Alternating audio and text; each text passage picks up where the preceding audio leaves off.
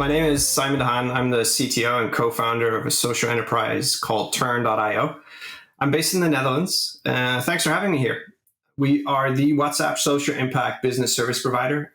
That means we provide direct connectivity to the WhatsApp API and the WhatsApp network for social impact organizations.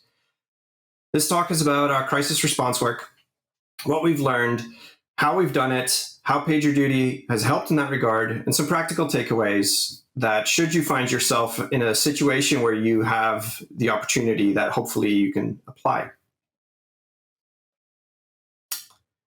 So Margaret Mead, the American cultural anthropologist, asked the following question. She asked, what would you say are the earliest signs of true civilization?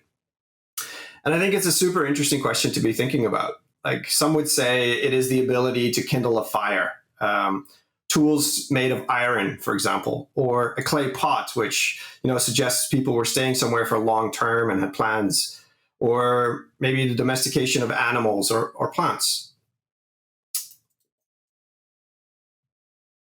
And Margaret suggested that while all these things were all early signs of civilization, for her, the evidence of earliest true civilization was the evidence of a broken femur, a thigh bone that had been fractured and then solidly healed, as you can see in the picture here.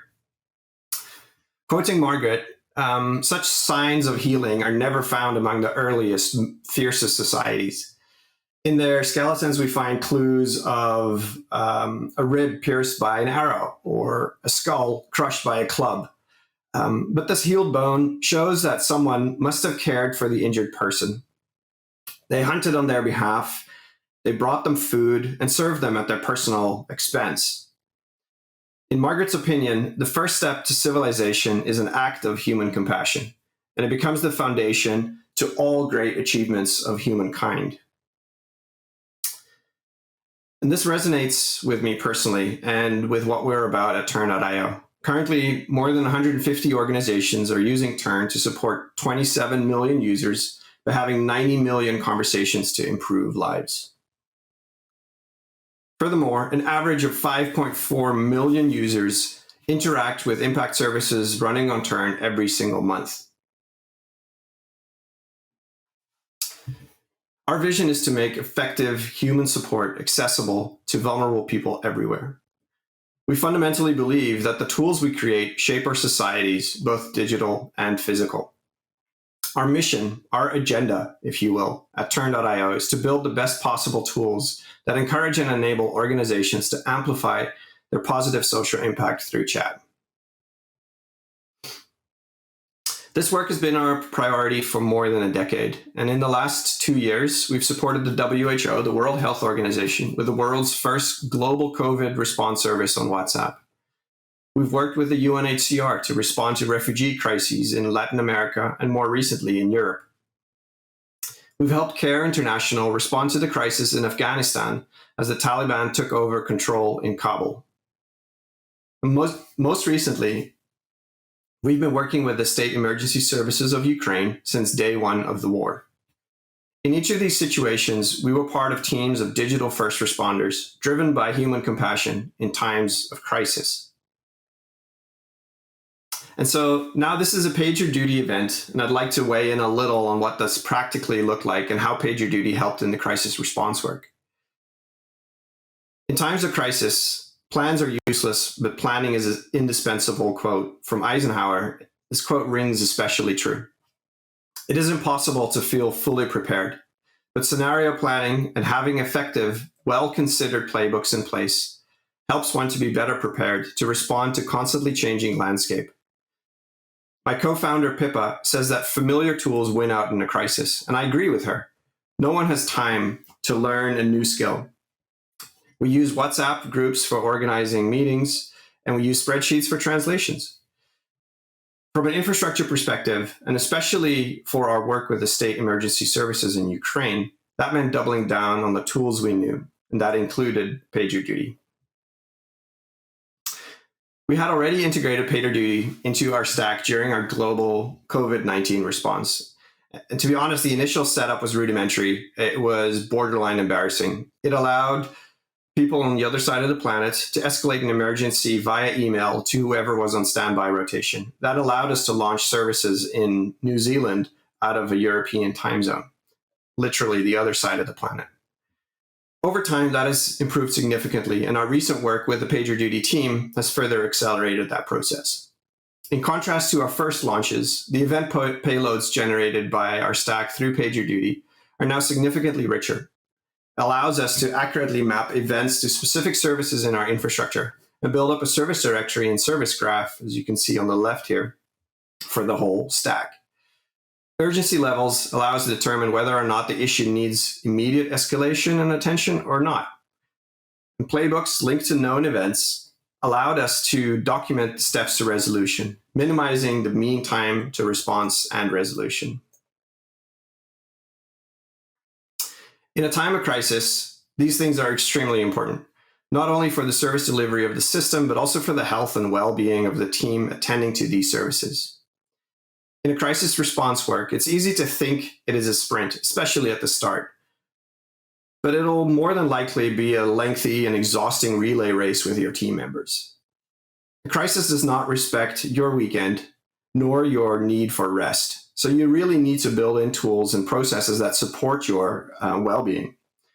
Playbooks and runbooks support our internal team.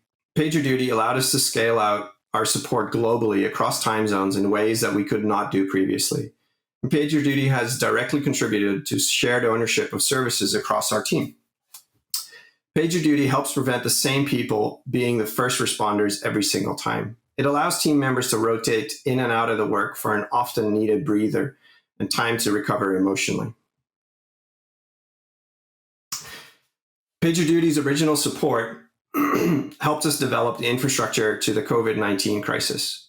We are now able to better support vaccine distribution globally through notifications, registration, and providing access to immunization services. This exact same infrastructure gave the Ukrainian population access to vital information in a secure fashion when all their government websites and services were knocked offline due to denial of service attacks. My colleagues Federico and Santiago suggested that this talk is not technical enough for a technical audience, and I think, as often is the case, they are probably right.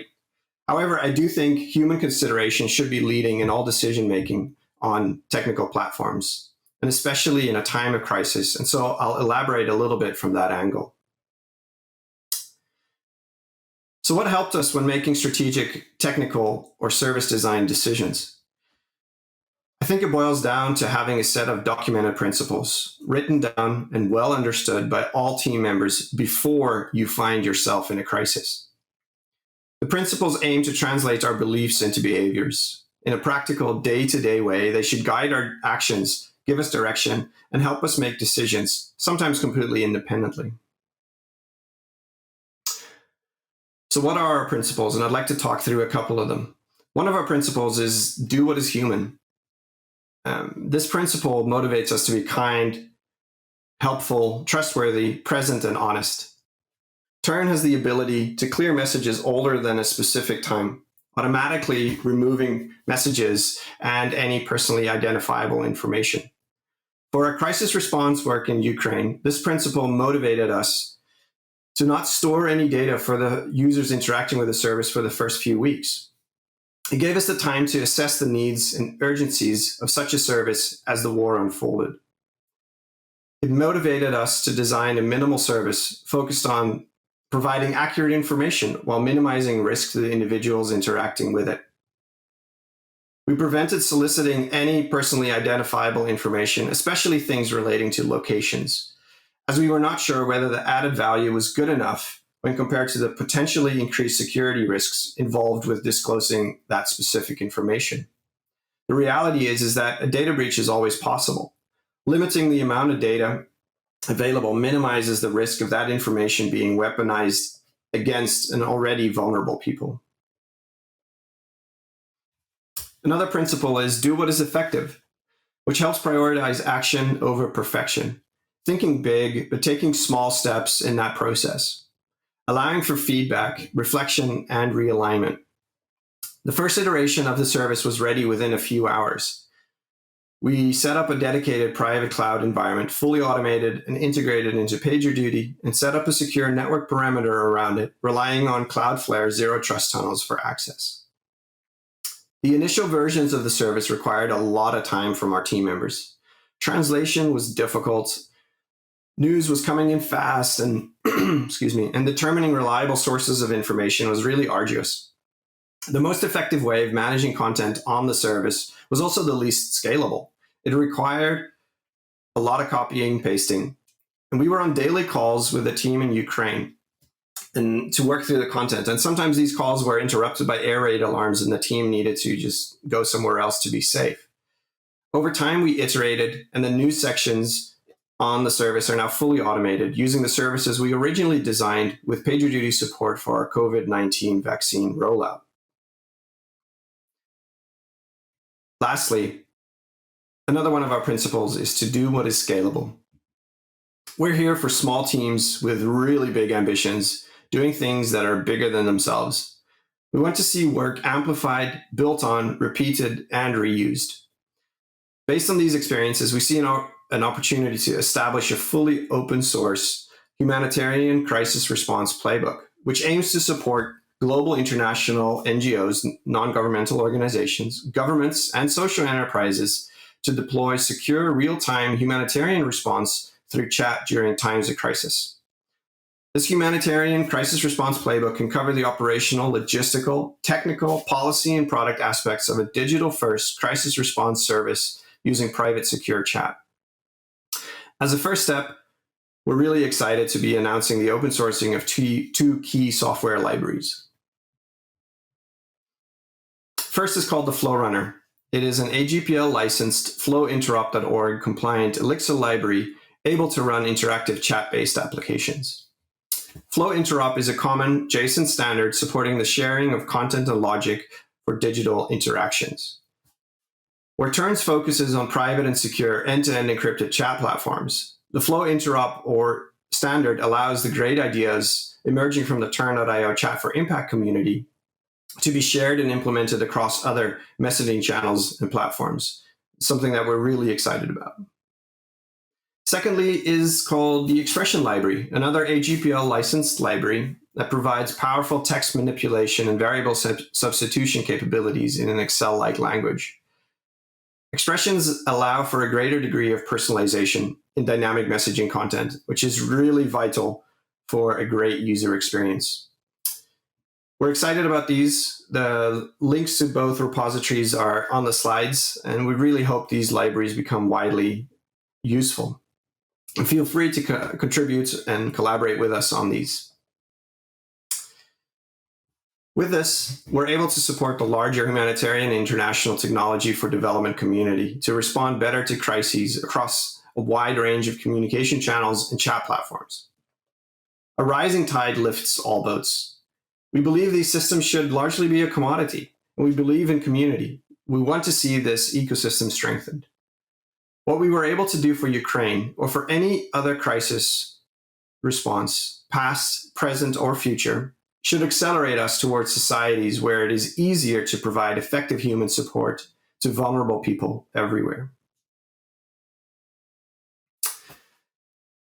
Compassion and empathy is the foundation of all great achievements of humankind. It's what we started this presentation with. As people building products, technology, developing business models, or charting out future strategies, this is our greatest opportunity. So practically, what are your principles and how do they inform your technical, policy, or product decision-making? Think through the ways that you are adding value when designing a feature and consider whether the value add is a reasonable trade-off when compared to the risks it may introduce. What have you built or learned that could be useful for others? How can you help the tide rise? PagerDuty has a social impact program, which is really incredible. Is this something that you could maybe introduce within your teams? Are there software libraries that could be used in crisis response scenarios? And could you make those available to others to reuse, rebuild on, and put to greater good? We really believe that the tools we build shape our societies. So let's make sure our societies also serve those most vulnerable. So what's stopping you? So with that, I would also want to invite you. We're stewards of a larger Chat for Impact community. Feel free to join our town halls for more information if this is an area that you're interested in. It's a community of really great organizations wanting to see a lasting positive impact. And it's a great opportunity for you to get involved and put your skills to use. So that's it from me. Thanks for listening, and thank you. Bye.